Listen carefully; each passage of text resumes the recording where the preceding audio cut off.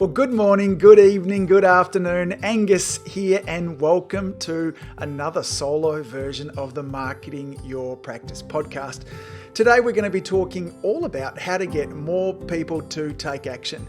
Now, this might be people taking action after watching your video, reading a blog post, visiting your website, or maybe it's in person after a report of findings or even after attending one of your regular appointments.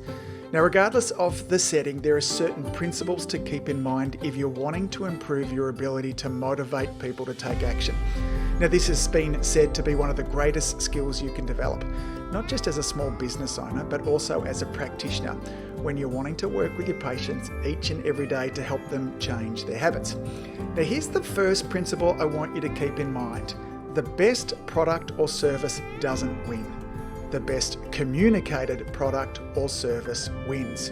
So what I'm not suggesting is that you have a poor product. What I am suggesting is that you need to become great at communicating your product. Now, too often we fall into the trap of thinking that if we just do a good job with our patients, if we communicate logically and clearly, our audience of patients and potential patients will behave like good little children and follow all of our requests. Wrong. Now, let me give you an example. Drum roll. Enter the videotape wars. Now, for those of you under the age of 30, this might be news to you. Before being able to instantly access movies on platforms like Netflix and Apple TV, we used to have to get DVDs. And before that, going back even further, we used to have these archaic little, in fact, they weren't all that small, devices called videocassettes. Now, back in 1976, Sony revolutionized the way that we consumed media with the release of the Betamax machine. They launched with an advertising campaign that promised consumers they could watch whatever, whenever. Now, what they were referring to here was the ability to be able to record your favorite television show and watch it later at a time that was better for you. Now, while this might not sound like a big deal right now, back in those days it caused quite a stir. In fact, the television stations even took Sony to court, saying that recording television was against copyright laws. Now, while Sony eventually won the court battle, they ultimately lost the videotape wars to their arch rival, JVC, who released a technically inferior product. That's right, it was poorly made, clunky to use, and the video quality was less. Now, while both products had similar goals, the JVC product had a vastly different marketing message. Sony focused on its message and the benefits of allowing the consumer to record what's on television, all while JVC focused on building relationships with big movie companies and the ever-growing video rental industry. Now, this allowed consumers to watch blockbuster movies from their home. Now, it turns out when it comes to a choice of recording television or watching blockbusters at home, the choice was simple. So the lesson here for us as practitioners is twofold. Don't let being great at what you do be your entire marketing strategy. You must also develop the skills of being great at communicating what you do. And second, spend some time finding out what your patients really want, and then become skilled in showing them how you can help them have more of it. Now, on to principle number 2. When it comes to getting people to take action, we must focus on communicating to the appropriate part of the brain. Now, surprisingly, the part of the brain that encourages people to take action is not the rational brain. Rather, it's the primal brain that runs the show.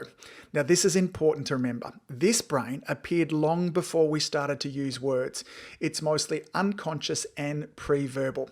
So when you're wanting to communicate to the primal brain, there's 3 things I want you to keep in mind. Here's the first one. Tell stories. Now, the brain is a very energy-needy organ, and when our message is either new or complicated, our brain tends to turn off. Now, for those of you that are parents, you know exactly what I'm talking about. Now, according to Donald Miller in his book StoryBrand, telling stories is the solution. He says a story is a sense-making device, that stories can take a series of random events and it can distill them into the essence of what really matters. You see, for thousands of years, we as small communities have been used to telling and listening to stories. And when a story is told well, it's one of those things that can hold a person's attention for hours. So what might this look like for you and your practice? So let's say that you wanted to encourage your patient or potential patient to stop addressing their pain indiscriminately with painkillers. Now, one way we could do this is through logic. We could tell them that painkillers have side effects and they don't really address the cause. Now, another, more effective strategy would be to tell them the story of the fire and the smoke alarm. You could relate the pain to the smoke alarm and then express how all a painkiller does is turn off the smoke alarm while leaving unattended a raging underlying fire. Now, this kind of small story, often referred to as a metaphor, communicates more with the primal brain, and it's more likely to lead to behavior change than simply using logic alone. Now, the second thing we could do if we want to communicate more with the primal brain is use visuals. Nearly 30% of the neurons in the brain are visual neurons. This means the visual sense is the dominant channel through which we see the world. It takes 13 milliseconds to process an image, but more than 10 times that amount to process a word. So making your message visual delivers the best way to stimulate action. And if you want to supercharge that attention, then add movement to your image. Now, this in part explains why video is such a fabulous influence tool. So I'm not suggesting that you stop creating blogs or newsletters. What I am suggesting is that you take some time to think about what kind of images or videos could you add to those mediums that would help to skyrocket their impact. Now, when choosing images, I want you to keep in mind point number 3, and that is understanding the concept of loss aversion. We're 2.3 times more motivated to move away from pain than we are to move towards pleasure. Now, I very often see health practitioners communicating all the magnificent things when patients start care with them.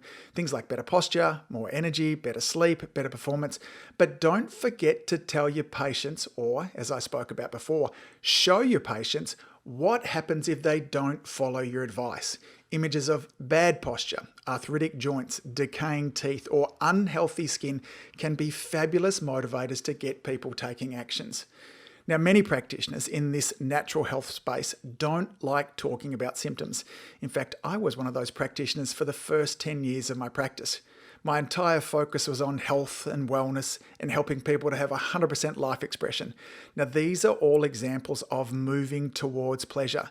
Now, while these concepts often sound great to us as health practitioners, it's not what the vast percentage of our community is looking for, at least not at first. When we ignore the concept of loss aversion, we severely limit our ability to get people to take action. So let's sum all this up. First, if we're wanting to get better at inspiring people to take action, we must not only be great at what we do, but we must be great at communicating what we do. Remember, the best product or service doesn't win, the best communicated product or service wins. And second, we need to make sure that our messages are communicating with the appropriate part of the brain. The part of the brain that encourages people to take actions is not the logical part of the brain. It's the older primal parts of the brain, and to impact those, we must keep these 3 things in mind. Number 1, tell stories whenever possible. Number 2, use visuals, images and video.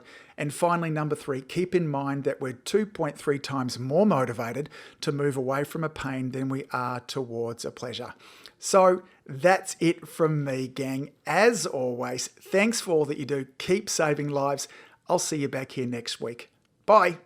If you enjoyed listening to this podcast, you have to come and check out the Community Influencer Program.